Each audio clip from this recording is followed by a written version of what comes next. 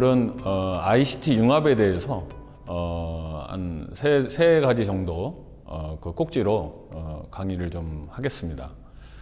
오늘 다룰 주제는 ICT 융합인데, 첫 번째 주제는 ICT 융합에 대한 전반적인 부분을 다룰 예정이고, 두 번째는 지금 한참 유행하고 있죠. 메타버스에 대한 부분을 좀 알아보려고 합니다. 메타버스는 무엇인지, 그리고 메타버스를 이루는 근간 기술은 어떻게 되는지 좀 알아보려고 하고, 세 번째로는 지금 강원도가 디지털 헬스케어 규제 자유 특구입니다. 그래서 현재 디지털 헬스케어 규제 자유 특구가 어떠한 역할을 하고 있고, 강원도 경제 진흥에 어떻게 기여하고 있는지를 좀 알아보는 그런 순서로 갖도록 하겠습니다.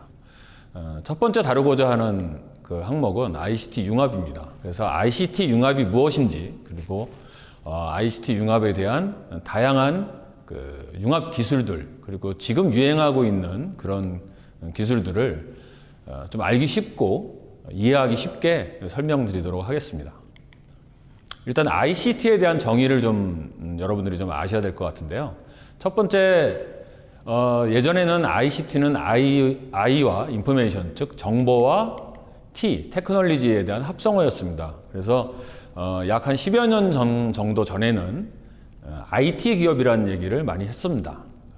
IT 기업이라는 뜻은 정보기술과 관련된 그런 기업을 총칭했습니다. 그런데 어느 특정한 시점 이후부터 우리는 그 IT라는 그 약자에 커뮤니케이션, 즉 C라는 약자를 사용하게 되었습니다. 그래서 지금은 IT 회사라고 이제 지칭하는 것보다는 ICT 회사 또는 ICT 기업, ICT 기술, 그리고 대학에서도 ICT 학과, 이렇게 ICT란 약어를 많이 사용하게 됩니다. 예전에 비해서 이 정보통신 쪽에 통신 기술이 상당히 이제 발전되었기 때문에 이런 요건이 나왔는데요. 그러면 이런 ICT가 본격적으로 나오게 된 그런 배경을 한번 보도록 하겠습니다. 지금 보시는 그 화면은 약 19세, 그러니까 20세기 초반이죠. 20세기 초반부터 지금까지 이어진 여러분들이 다 아시는 그런 기업들의 콘텐츠가 나온 그런 해입니다. 이 중에 우리가 주목해야 될 연도는 바로 2007년입니다. 2007년이라는 해는 이 ICT 융합, 특히 그 복합 기술에 대해서 상당히 발전하게 된 어떤 계기가 나오게 되었습니다. 2007년에 여러분들 잘 아시는 스티브 잡스가 만든 애플에서 그동안 별도의 음악을 들었던 것과 또 전화를 했던 기기와 인터넷을 했던 기기들이 모두 합쳐지게 됩니다. 즉 아이폰이 나오게 되었습니다. 물론 같은 해 갤럭시도 출시되었습니다. 그래서 이 스마트 기기, 즉 아이폰이나 갤럭시로 대변되는 스마트폰이 나오면서부터 본격적으로 빅데이터 시대가 도래가 됩니다. 이때부터 만들어진 모든 데이터들은 점점 커지고 빨라지고, 그리고 우리 일상생활에 모두 침투되어서 긴밀하게 상호작용을 하게 되었습니다. 그럼 빅데이터에 대한 얘기를 한번 보도록 하겠습니다. 여러분들께서는 빅데이터에 대한 그런 용어를 많이 들어보셨을 텐데, 실제 빅데이터는 2001년부터 나왔던 용어고, 뭐 간단히 정의하자면 일단 규모가 크겠죠. 지금 메가바이트 단위 이상의 기가바이트, 또 이후에 나올 테라바이트, 페타바이트 등의 그런 큰 규모의 데이터를 지금 얘기를 하고, 또 그동안 나왔던 일반 정형 데이터를 초과하는 비정형 데이터, 즉 동영상, 음악, 메시지, 그리고 소셜 미디어에서 나오는 다양한 정보들이 모두 데이터화 되었습니다. 물론 이 부분들은 이동통신 속도도 빨라졌지만 유통활동 주기도 수시간에서 수개월 걸렸던 것이 분초 단위로 유통활동 속도가 빨라졌습니다. 이러한 세 가지 요소를 빅데이터의 3요소라고 하는데, 이 규정은 초창기에 나왔던 규정이고, 지금은 여기에 덧붙여서 진실성이라든지 가치, 즉 밸류, 이런 부분들까지 포함하는 개념, 거기에 다양한 시각화 화면, 즉 비주얼라이제이션까지 포함해서 정의를 하게 되었습니다. 즉 빅데이터는 이러한 모든 것을 포괄하고 있는 데이터 용어가 확산이 되었고, 이미 지금 여러분들께서 사용하시는 모든 소셜 미디어에서 나오는 데이터들은 전부 다 빅데이터라고 보시면 될 것 같습니다. 시각화 화면을 잠깐 보겠는데요. 한참 유행했었죠. 싸이가 전 세계를 강타했던 강남 스타일을 이렇게 스텝에 대한 부분을 시각화했던 화면입니다. 이런 부분들을 비주얼라이제이션, 즉 시각화라고 하는데, 물론 지금 이해를 돕기 위해서 이 화면을 보여드렸습니다만, 경제 지표들 이런 것들이 모두 다 이런 시각화 화면으로 여러분들한테 접해지게 되었습니다. 그러면 이러한 빅데이터가 이제 활성화된 이후부터 어떤 특정한 그런 경제적인 그런 목표가 또는 그런 반응이 시작되게 됩니다. 즉 2016년 세계 경제 포럼인 다보스 포럼에서 나왔던 개념인 4차 산업혁명이라는 얘기가 나오게 됩니다. 4차 산업혁명은 간단히 얘기하면 3차 산업혁명을 기반으로 해서 디지털, 생물학, 물리학 등의 경계가 없어지고 융합되는 기술혁명을 지칭합니다. 즉 인터넷을 통해 모아진 인간의 모든 행위와 생각 등을 온라인상에 거대한 데이터 냉장고에 넣어서 데이터 저장고에 넣어서 활용하는 일련의 경제적 활동으로 정의할 수가 있습니다. 그러면 4차 산업혁명이 무엇인지 간단히 설명드리도록 하겠습니다. 우리는 기계화가 시작된 1차 산업혁명 시대를 이미 지났고, 또 산업화가 시작되는 2차 산업혁명 시대도 지났습니다. 그 이후에 사무자동화로 대변되는 3차 산업혁명, 즉 정보화의 시대도 지났습니다. 이제는 지능화로 대변되는 4차 산업혁명 시대가 시작되었고 지금도 진행 중에 있습니다. 이 부분은 언제 어떻게 끝날지 아직까지는 명확하지는 않습니다만, 지금 우리 주변에 있는 AI, 메타버스 그런 부분들이 모두 다 4차 산업혁명을 대변하고 있습니다. 즉 국가적인 시스템이라든지 산업, 사회, 삶의 질의 향상 이런 부분들을 모두 아우르는 거대한 새로운 산업혁명이 진행되고 있다고 보시면 될 것 같습니다. 4차 산업혁명은 경제, 사회, 구조적 과제를 동시에 해결할 수 있는 새로운 성장 동력입니다. 기존의 산업의 생산성을 제고하였고, 그리고 지속성장 원천 창출, 또 서비스업 경쟁력 제고 등의 여러 가지 그런 사회적 문제점들을 새로운 성장 동력으로 연결해서 제조의 생산성을 높이고 다양한 인간의 능력을 증강시키는 이런 일들이 4차 산업혁명입니다. ICT 역량을 모두 발휘하는 4차 산업혁명은 우리나라 국가적으로도 준비를 많이 하고 있고, 전 세계적으로도 이와 같이 4차 산업혁명이 시작되고 있습니다. 물론 지금도 진행되고 있습니다. 그래서 선진국, 즉 OECD에 들어가 있는 모든 국가들은 4차 산업혁명을 지금도 진행하고 있으며 앞으로도 계속 이어져 나갈 것이라고 보고 있습니다. 4차 산업혁명 시대에 대변되는 데이터가 1분 동안 생성되는 양입니다. 보시는 바와 같이 어마어마한 양의 데이터들이 생성되고 있습니다.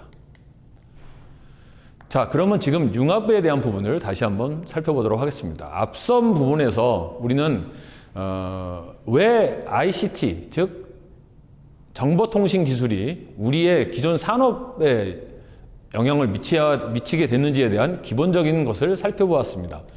과거 기존의 산업 분류는 자동차로 대변되고 조선, 의료 이런 부분들이 각각의 그 고객의 니즈에 맞춰서 발전되게 되었습니다만, 지금은 새로운 융합 기술들이 나타나게 되었습니다. 이러한 융합 기술들은 다양한 분야와 협업을 하고 융합을 해서 새로운 학문을 탄생시키고 새로운 산업적인 활동을 하게 됩니다. 생명공학 기술을 대변하는 BT라는 용어는 바이오 테크놀로지에 대한 부분이고, 또 HT, 휴먼 공학 기술, 나노 기술을 얘기하는 NT, 로봇 기술을 얘기하는 RT, 녹색 기술을 얘기하는 GT, 또 가상 기술을 얘기하는 CT나 나노 바이오 정보 기술 등을 합치는 MBIT 등의 다양한 용어들이 나오게 되었습니다. 여기서 우리가 주목해야 될 부분은 모든 융합 기술의 테크놀로지, 즉 정보통신 기술이 융합되었다는 부분입니다. 이제는 우리가 어떠한 산업을 얘기를 할 때 정보통신 기술과 융합하지 않는 그런 산업은 더 이상 진화하거나 발전하기 어려운 시대입니다. 1차 산업인 농업도 정보통신 기술과 합쳐져서 스마트팜이라는 새로운 산업이 진행 중이고, 2차 산업인 제조업도 로봇 등과 같은 기술과 융합하여서 새로운 부분들이 또 새로운 분야들이 지금 개발되고 있습니다. 이러한 부분들을 핵심적으로 나누었던 2022년 월드 IT 쇼의 핵심 키워드를 잠시 살펴보면은 언택트 테크놀로지, 즉 코로나19 상황이 발전하다 보니까 비대면 기술의 비약적인 발전을 유도하게 되었고, 디지털 기술과 제조업이 융합하게 되었고, AI, IoT의 활성화로 이어지게 되었습니다. 이러한 기술들에 대한 주요 전시 제품들을 한번 살펴보게 되면 승하강식 드론 스테이션 같은 제품들이 나왔고, 그리고 AI, 즉 인공지능을 활용한 운동 지도 플랫폼 등이 출시되게 되었습니다. 다양한 이런 제품들은 다 ICT 융합 제품들입니다. 자, 그러면 ICT 융합의 근간을 이루고 있는 사물 인터넷에 대해서 살펴보도록 하겠습니다. 사물 인터넷은 IoT, 즉 인터넷 오브 띵스라는 그런 용어로 나오게 됐는데, 사물 인터넷의 등장 배경은 다음과 같습니다. 점차 소형화되고 있는 디바이스, 즉 기기와, 그리고 사용 전력의 소형화, 사용 전력이 소형화되기 때문에 배터리 용량이 갈수록 늘어나게 됩니다. 그리고 표준화와 저가격화가 사물 인터넷을 등장시키게 되었습니다. 이러한 인터넷 오브 띵스, 즉 사물 인터넷은 전 세계에 있는 모든 기기들을 하나의 네트워크로 이어지게 만듭니다. 곧 전 세계가 하나의 컨트롤 타워로 움직일 수 있게 되었다는 뜻입니다. ICT 융합 사례를 하나씩 살펴보도록 하겠습니다. 첫 번째 ICT 융합 사례는 인공지능입니다. 우리가 살펴보는 것과 같이 안면인식 등을 활용한 인공지능이 발전하게 되면서 생각하는 로봇, 이런 것들이 더욱 우리 주위에 와 닿게 되었습니다. 아이로봇이라는 영화를 보셨는지 모르겠는데, 그 영화에 보면은 AI가 모든 것을 스스로 생각하게 합니다. 즉 어떤 순간에는 스스로 생각하고 판단하는 인공지능이 개발될 것이고, 지금도 다양한 계층에서 개발을 하고 있습니다. 두 번째 사례는 스마트 공장을 살펴보도록 하겠습니다. 스마트 공장은 과거에 ERP 시스템이라든지 제조 실행 시스템이라든지 제어 시스템이라든지 이런 부분들의 공장, 제조업을 운영하는 시스템들이 모두 하나의 시스템으로 합쳐서 사람이 없는 그런 공장, 그리고 일일이 사람의 컨트롤을 받지 않는 그런 공장으로 발전해 나간 것이 스마트 공장이라고 할 수 있습니다. 보시는 그림과 같이 지금 생산 현장에 사람의 모습은 전혀 보이지가 않습니다. 지금 보이지 않는 모습 외에 바깥에서 당연히 한 명 또는 두 명의 관리자가 전체적인 공장을 컨트롤할 것입니다. 이런 부분은 생산성의 향상도 만들고 자동화, 기계화 등도 만들었지만 하나의 폐해는 점점 갈수록 제조업에 대한 일자리가 줄어든다는 점입니다. 이 부분은 향후 지속적으로 우리가 개선해 나가야 될 부분일 것 같습니다. 다음 사례는 스마트 홈에 대한 부분입니다. 여러분들 가정 대부분의 아파트 생활을 하시겠지만 아파트 내에서 다양한 메인 판넬로 집에 있는 전자기기라든지 아니면 외부에 있는 주차장이라든지 엘리베이터라든지 이런 것을 조작할 수 있습니다. 이 모든 것들을 하나에 묶어놓은 것을 스마트 홈이라고 합니다. 모든 IoT 센서들을 하나에 묶어놓은 이 스마트 홈은 지금 우리 주변에 흔하게 널려 있습니다. 즉 스마트 홈이 발전할수록 경제적인 편익이 올라가고 건강이나 복지에 대한 부분도 더욱 발전할 것이고, 그리고 안전한 생활에 대한 부분도 다 부합하게 됩니다. 스마트홈은 결과적으로 우리의 삶의 질을 윤택하게 하는 그런 ICT 융합 사례의 대표적인 항목이라고 할 수 있습니다. 다음으로 살펴볼 것은 자율주행차입니다. 자율주행차는 이미 국내 현대자동차와 기아자동차 등이 개발을 하고 있고, 또 세계의 모든 그 자동차 회사들이 자율주행 기능을 가진 전기 자동차를 지금 목표로 개발을 하고 있습니다. 자율주행차의 레벨은 레벨 0부터 레벨 5까지 있습니다. 현재 레벨 3 정도의 자율주행차가 우리한테 지금 공급되어 있는 자동차이고, 향후 레벨 4 그리고 모든 조건에서 운전자 없이 운전이 가능한 레벨 5 자율주행차를 목표로 지금 열심히 관련 업계들이 개발을 하고 있습니다. 자율주행차의 주요 부품들을 보시면 다양한 센서들로 이루어지고 또 다양한 카메라로 이루어집니다. 이러한 센서와 카메라에서 나온 데이터들이 중앙 컨트롤 타워에서 차 스스로 움직일 수 있도록 만들어지는 주요 역할을 하게 됩니다. 궁극적으로 이러한 모습이 향후에 지향되는 이제 자율주행차인데요. 과연 이제 어느 정도 시점에서 이 자율주행차가 우리 곁으로 오게 될지 저도 상당히 궁금합니다. 다음 사례는 로봇의 사례입니다. 이미 로봇은 애완용 장난감, 그리고 애완용 견을 활용한 애완용 장난감부터 시작해서 일본에서 개발했던 그 직립식 그 로봇, 그리고 지금 우리 주변에서 많이 볼 수 있는 그 주문형 로봇, 그리고 지금 현재 대한민국 그 모 유통업체에서 사용하고 있는 그 배달 로봇 등이 우리 주변에 많이 그 융합 사례로 나오고 있습니다. 이 역시 궁극적으로는 AI가 융합된 생각하는 로봇이 언젠가는 우리 주변에 나올 것이라 생각되는데, 그 시기가 우리가 생각하는 것보다 상당히 빠를 것이라고 생각합니다. 지금 시점이 2022년인데 2030년 또는 2035년 정도에는 이러한 로봇이 우리 주위에 나오지 않을까, 그렇게 판단이 됩니다. 다음으로 볼 것은 스마트 시티입니다. ICT 융합을 포괄적으로 만드는 것이 스마트 시티인데, 스마트 시티는 도시 전체를 스마트화하는 것입니다. 즉 지능형 교통관리 시스템, 스마트 그리드, 상수도 관리 시스템, 빌딩 관리 시스템, 유무선 통신 네트워크, 그리고 제일 중요한 보안 기술 및 서비스 등이 모두 하나의 컨트롤을 할 수 있는 스마트화된 도시를 말합니다.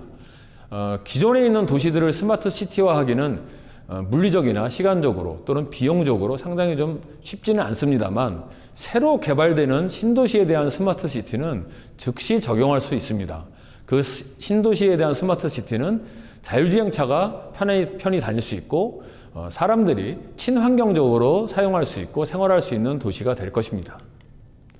보시는 바와 같은 다양한 정보통신 기술을 활용한 스마트 시티가 우리 주변에 곧 다가오고 여러분 주변에도 있을 것이라고 생각합니다.